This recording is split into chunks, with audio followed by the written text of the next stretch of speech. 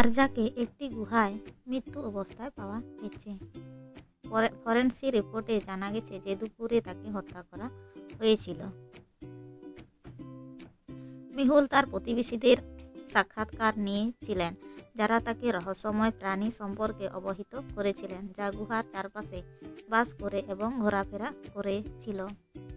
মেহুল এই প্রাণীদের zombie Ted, vampire Lenny এবং স্কটের সাক্ষাৎকার নিয়েছিলেন।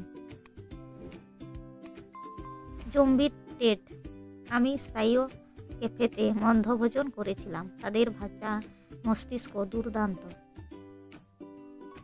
ভ্যাম্পায়ার লেনি: আমি আমার কফিনে ঘুমোচ্ছিলাম এক রাতের পরে।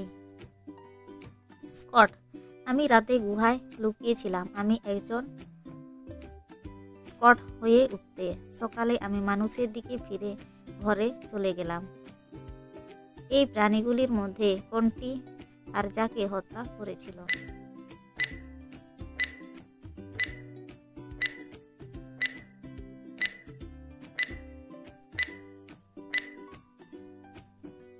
জম্বি আরজার মাথা খেতে বাধ্য।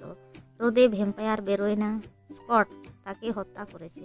তিনি সেখানে একজন মানুষ হিসেবে দুপুরে এসেছিলেন।